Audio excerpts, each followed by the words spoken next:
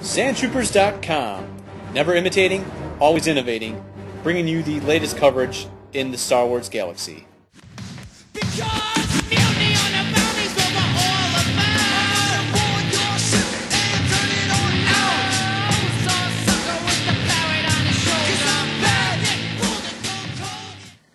Greetings, troops. Welcome to another edition of Sam Watch Live. Today we'll be taking a look at Mace Windu, number 6 from the Clone Wars series.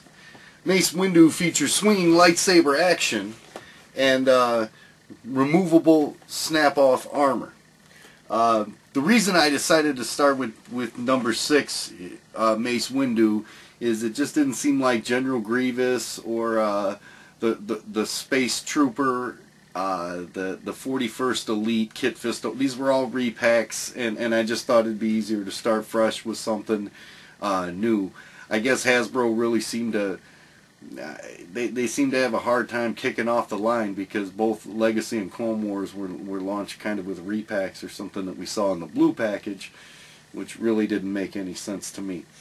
Mace Windu, again, the swinging lightsaber action is probably the reason you have this super long. It just seems like the lightsaber handle is just a tad bit long, and you know, if you give it a good swing, you know, there goes the lightsaber. It does seem to work. It's kind of cool. I guess, you know, if I was a kid, that'd be kind of neat, and it really does look nice with the clone armor on there. He's got a nice stocky build to him. It snaps right off. It is really cool. The armor comes right off the figure. You could just pop the head off real easy. The armor completely comes off the figure, and then the only thing that stays on the figure, the armor-wise, are the forearm pieces, which I guess it's kind of cool.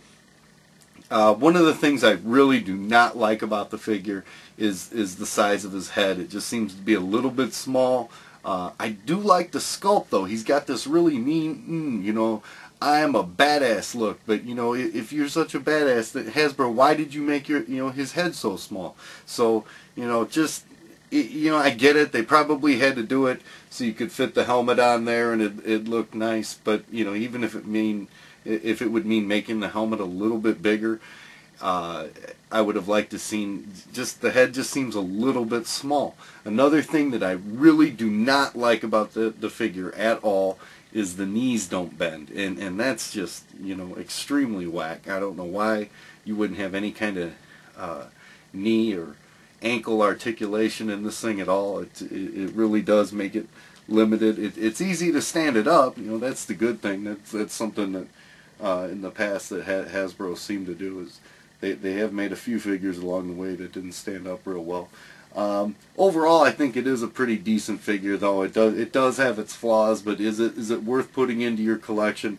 Absolutely. I think it probably should have been figure number 1, you know, in all honesty, rather than, you know, making repacks and things that the collector really doesn't need. And, you know, they say they make them for the kids, but if the kids are really looking, chances are those figures are still out there to be found too. However, this figure here is a value. Definitely a big thumbs up, worth picking up and adding to your collection. I do notice it does seem to be one of the few from that wave that gets snatched up pretty quick. Now that they've been out for quite some time, you do see Mace more often. So he is pretty easy to get as far as being available and on the market right now. Again, big thumbs up. Stay tuned for future segments of Sam Watch Live. I'm Darth Spice for the original Imperials. United we find. We're